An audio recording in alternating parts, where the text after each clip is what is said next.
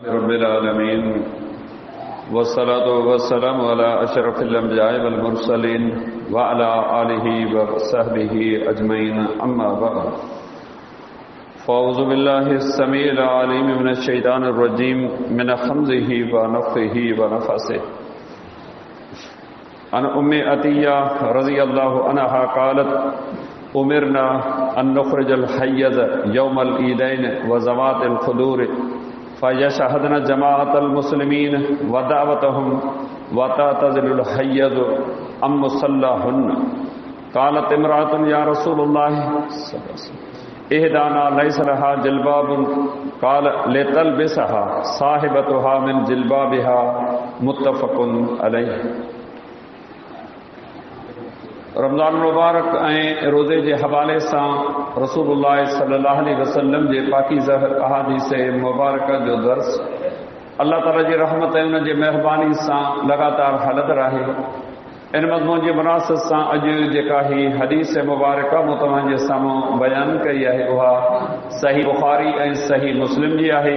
उम्मे अतिया रज़ी अल्लाहु अन्हा हदीस खे बयानु कंदड़ आहे।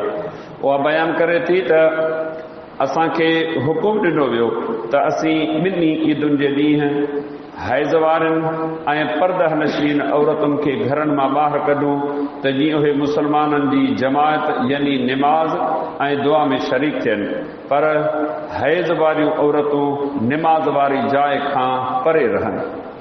कंहिं औरत अर्ज़ कयो, ऐं अल्लाह जा रसूल जेकॾहिं असां मां कंहिं वटि का चादर न हुजे त पाण सल्लल्लाहु अलैहि वसल्लम जे फरमायो त उन सां गॾु जेका औरत आहे उहा पंहिंजी चादर में तोखे भाङे भाईवार बनाए। बयानु कयल हदीस मुबारका में अहदे रिसालत जे उन अज़ीम ऐं सुनहरी दौर में मुसलमान मर्दनि ऐं मुसलमान औरतुनि जो दीन इस्लाम सां निमाज़ सां अल्लाह जी शरीयत सां जेको मज़बूत तालुक़ हो, इन हवाले सां असांखे ॻाल्हियूं मालूम थियूं त उहो दौर केॾो मुबारक ऐं अज़ीम दौर हो जंहिंमें मुसलमान मर्द मुसलमान औरतूं अमीर ग़रीब नौजवान ॿुढा हर मकतब फ़िक्र जो माण्हू राति ॾींहुं अल्लाह जे हिन दीन सां जुड़ियल हो। दीन जी तरक़ी, दीन जो वाधारो, दीन जो ग़लबो, अल्लाह रब्बुल इज़्ज़त जी बंदगी, उन जी मानक, रब जी शरीयत अमल, इहे ई मक़सद हुआ उन्हनि माण्हुनि जी ज़िंदगी जा। न मर्द पोइते रहिया ऐं न वरी औरतुनि कंहिं बि क़िस्म जी का सुस्ती ऐं कोताही कई। ईदूं मुस्लमान साल में 2 मल्हाइनि था, ईद उल फितर ऐं ईद उल अज़हा। ॿिन्ही मौक़नि ते शरीयत पंहिंजे मञींदड़नि खे अमर कयो आहे त तव्हां इन ॾींहं ते बि ख़ुशियुनि जो इज़हार इबादतुनि जे सूरत में करियो। खाइणु पीअणु चोड़णु माणणु घुमणु फिरणु साल जे बाक़ी 11 महीननि में इंसान कंहिं न कंहिं तरीक़े सां प्यार करे थो, पर ही 2 ॾींहं मुसलमाननि खे इन इबादत जे सिले में अल्लाह ताला अता फरमाया आहिनि। रमज़ान मुबारक जो महीनो 29 या 30 ॾींहंनि जो थिए थो। तिरे फुटी खां वठी सिज लहण ताईं मुसलमान खाइण पीअण खां रुकजनि था। यकीनन उन जी तकलीफ़ आहे, बुख जी तकलीफ़ आहे, बदन कमज़ोर थिए थो ऐं रोज़मर्रा जा मामूलात मशगूलियूं मसरूफ़ियतूं कारोबार तिजारत मुतासिर थियनि था। बदन जे लिहाज़ खां इंसान हीणो थिए थो। इहे सभु तकलीफ़ूं इन करे बर्दाश्त करे थो मन मुंहिंजो रब मूंखां राज़ी थिए, अल्लाह मन मूंखे गुनाहनि जी माफ़ी ॾे, मन मुंहिंजी दुनिया सां गॾु क़ब्र ऐं आख़िरत में मोचारी थी पवे। अहिड़े माण्हू खे शरीयत अमर कयो आहे त ही जेका तव्हां हिन महीने में महिनत कई आहे, पंहिंजे रब खे रिझाइण जी जेका कोशिशि कई आहे न, इन सिले में अल्लाह ताला अव्हांखे दुनिया में ख़ुशी ॾे थो। जीअं तव्हां अॻु में हदीस मुबारक ॿुधी त नबी अलैहिस्सलाम जन फरमायो लिस्साइम फरहतान फरहतुन इंद फित्रिही व फरहतुन इंद लिक़ा रब्बिही। रोज़ेदार जे लाइ 2 ख़ुशियूं आहिनि। हिकिड़ी ख़ुशी त उनखे उन वक़्तु हासिल थिए थी जॾहिं रोज़ो खोले थो, पाणी निड़ीअ खां हेठि लहे थो, खजूर जी गड़ी खाए थो, आहिस्ता आहिस्ता उनजी विञायल तवानाई ताक़त ॿीहर बहाल थिए थी, उनजे मुंहं में मुर्क मोटी अचे थी, उनजे 12-14 कलाकनि जी उञ बुख तकलीफ़ पंहिंजे पुॼाणी ते पहुचे थी न, सरहो थिए थो, अलाह जा फज़ल इन मंज़िल ख़ैर सां उकरी वई। पाण फरमाए इहा त ख़ुशी आरज़ी आहे। असुल जेका ख़ुशी रोज़ेदार खे हासिल थींदी उहा हूंदी क़यामत जे ॾींहुं, जॾहिं पंहिंजे रब सां मुलाक़ात कंदो, अलाह हुनखे इन रोज़े जा सिला भाड़ा अजुर ऐं फल था कंदो न, उन रोज़ेदार जूं अखियूं थधियूं थींदियूं, दिलि ख़ुशि थी वेंदी। ही दुनिया में अल्लाह रब्बुल इज़्ज़त पंहिंजे बाने खे हिकिड़ी बेशारत ऐं ख़ुशख़बरी ॾिनी आहे त तव्हां जेका नेकी कमाई आहे न, आरज़ी तौर ते तव्हांखे दुनिया में ख़ुशी मल्हाइण जी तालीम ॾिनी वञे थी। असुल ख़ुशी त क़यामत जी आहे जेका अल्लाह ताला तव्हांजे लाइ महफ़ूज़ करे रखी आहे। नबी अलैहिस्सलाम जिन उन ॾींहं ते बि मुस्लमाननि खे निमाज़ुनि ऐं दुआउनि जे इहतमाम करण जो अमर कयो आहे। इहे 2 अमल अल्लाह खे राज़ी करण में चोटी जी हैसियत रखनि था। नबी अलैहिस्सलाम जिन हुकुम फरमायो, मुस्लमान मर्द त हू बि शिरकत कनि था, पर मुस्लमान औरतुनि खे बि अमर कयो त उहे बि पंहिंजे घरनि में जा निकिरनि। जेके पर्दहदार आहिनि, नौजवान आहिनि, बुढ़ियूं आहिनि, हर मकतबे फ़िक्र जूं जेके औरतूं आहिनि, उन्हनि खे चओ त घरनि मां निकिरनि ऐं मुस्लमाननि जे दुआउनि ऐं निमाज़ुनि में शिरकत कनि।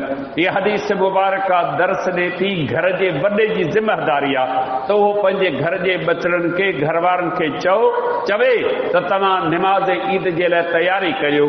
भत पोत थियनि था, ऐं तव्हां सभु पंहिंजे घर जो जाइज़ो वठूं। असीं बि ख़ुशि आहियूं, पर असां खां त वधीक घर जूं औरतूं ख़ुशि आहिनि। केॾो वॾो एहतमाम थिए थो, केॾी वॾी ख़ुशी जो इज़हार कयो वञे थो, ऐं केॾा गैर शरई कम थींदेसीं ॾिसूं पिया। परे न वञूं, सिर्फ़ु रुॻी पंहिंजे समाज मुआशिरे जो जाइज़ो वठूं। 50-100 जे क़रीब औरतूं आहिनि, मेहंदी जो थाल मथे ते रखियल आहे, बाज़ारुनि मां गाईंदियूं गीच चवंदियूं बिना पर्दे जे कुंवार जे घर वञनि पियूं। न घर धननि खे ॻणती, न कुंवारेतनि खे फ़िक्र, न वरी मिटनि माइटनि खे का ॻणती आहे को अहसास त ही गैर शरई कम आहे। भत पोत शादी हालनि में थियनि था न, असीं हिन समाज में रहूं था, का ॻणती आहे वेटर, इहे न असांजा मिट माइटनि, न असांखे रिश्ता अथनि, इहे असांजे बचड़नि न्याणियुनि जे विच में फिरनि पिया। आहे का कावर, आहे का ॻणती, ही धारिया कीअं पिया फिरनि। अल्लाह रब्बुल इज़्ज़त असांजे हाल ते रहम करे। जॾहिं ईद जी निमाज़ जो मामलो अचे थो, असीं तंग थियूं था, सोड़ी दिलि थिए थी, मजबूर थियूं था त न बाबा न, माहौल भलो कोन्हे, मुआशिरो सुठो कोन्हे को, ऐं मुल्क में रहियो कोन्हे को, पंहिंजे घर में माण्हू भलो आहे। छा कॾहिं ॿियनि मौक़नि ते बि इहे लफ़्ज़ पंहिंजे ज़बान ते असां आंदा आहिनि, पंहिंजे घर जे भातियुनि खे निमाज़ खां रोके रखणु। यकीनन दुनिया में इंसान जे मथां ॾुखिया सुखिया वक़्त अचनि था, बीमारियूं शिमारियूं थियनि थियूं, डॉक्टर खे घर में वठी वञूं था, इस्पताल में दाख़िल थियूं था, डॉक्टर अचनि था, केतिरा ख़ुशी जा मौक़ा अचनि था जिन में असीं पाण शिरकत करियूं था, मरज़ीअ में शिरकत करियूं था। हिकिड़ो ॾींहुं ईद जो आहे, उन में असीं पंहिंजे न्याणियुनि, पंहिंजे बच्चनि, पंहिंजे घर वारनि खे ईद निमाज़ जे लाइ तालीम न ॾियूं।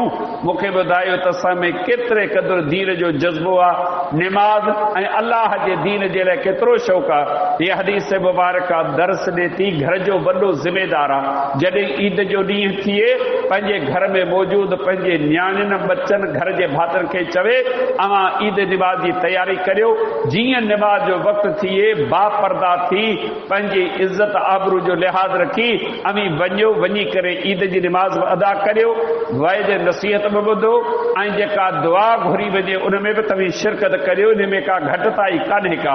अलाह जे नबी अलैहिस्सलाम जन जॾहिं इहो अमर कयो, गॾो गॾु इहो बि अमर कयो, ॿियूं त सभु औरतूं अचनि, पर ॿी अहिड़ी औरत जंहिंखे माहवारी आई आहे, हैज़ जी तकलीफ़ आहे, ज़ाहिर आहे उन जे मथां न रोज़ो आहे न निमाज़ आहे, पर ही ॾींहुं एॾो अज़ीम आहे, इन ॾींहं ते घुरियल दुआउनि खे एतिरी अहमियत आहे जो नबी अलैहिस्सलाम जन फरमायो त उहा औरत बि ज़रूर निमाज़ में शिरकत करे, पर मस्जिद में उहा औरत नथी अची सघे।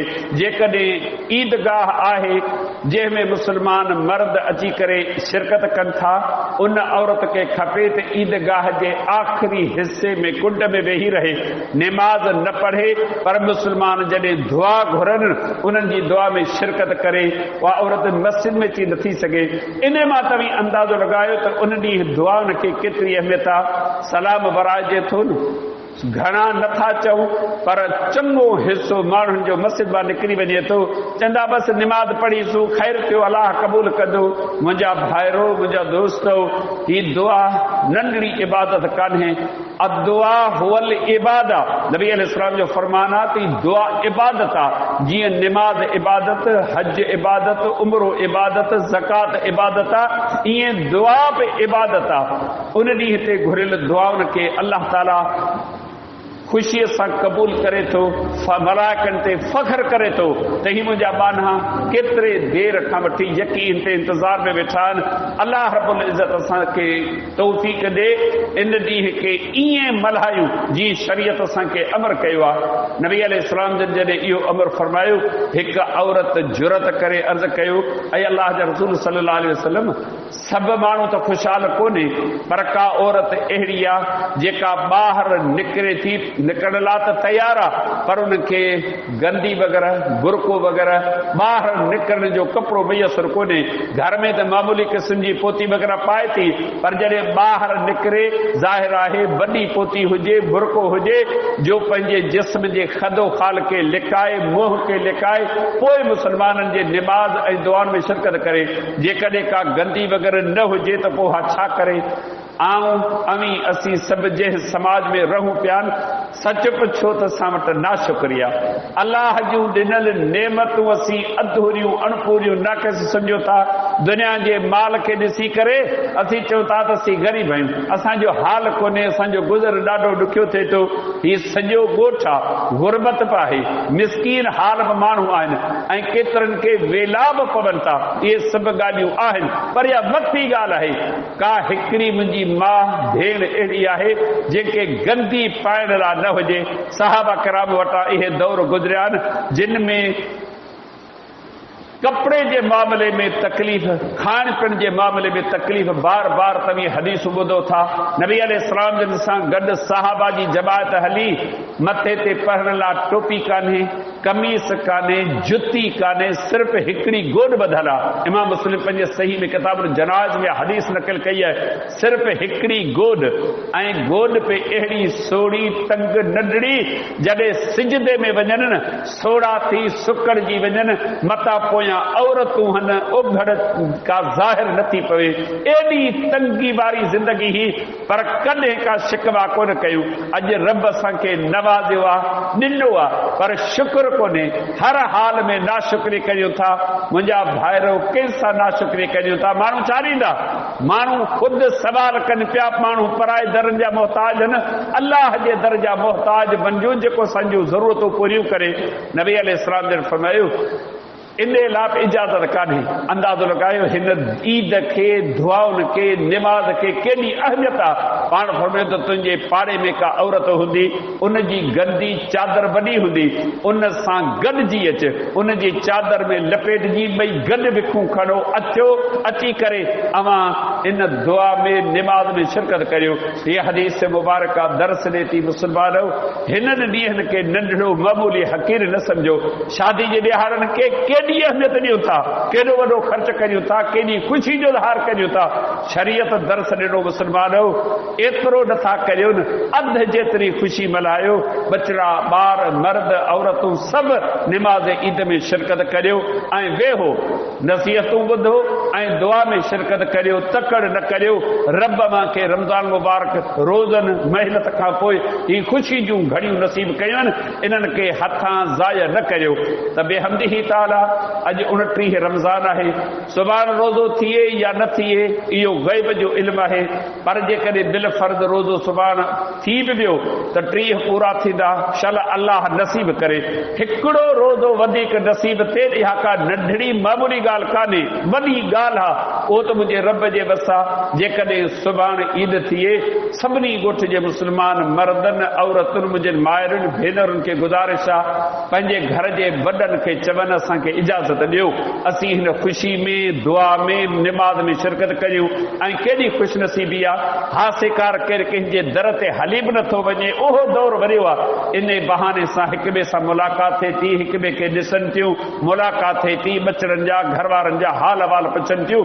ही मेल जोल अल्लाह जी नेमत आहे। ऐं उन ॾींहं ते हिक ॿिए सां मिलो, भाकुर पायो, चसी ॾियो, ईद मुबारक कयो। इहा बेरुखी भली कान्हे। छा रखियो आहे हिन दुनिया में? इहे ई महबतूं हर जेके इंसान खे कम में अचनि थियूं। मोह न मोड़ियूं, महबतुनि जो इज़हार करियूं, मुंह में मुर्क हुजे, ख़ुशी हुजे, हिक ॿिए सां मिलूं, ख़ैराफ़त वालूं करियूं। हिकिड़े मुस्लमान सां न रुगी कुशादे मुंह सां मिलियासूं न, नबी अलैहिस्सलाम जन फरमायो जेको खिली भाकुर पाए चसी ॾेई मिले थो न इहा बि तव्हांजी नेकी आहे। अल्लाह रब्बुल इज़्ज़त असांजे हाल ते रहम करे। इहे सभु ॻाल्हियूं असीं इन करे ज़िक्र करियूं था ते ख़ूबियूं असीं पंहिंजे अंदरि पैदा करियूं।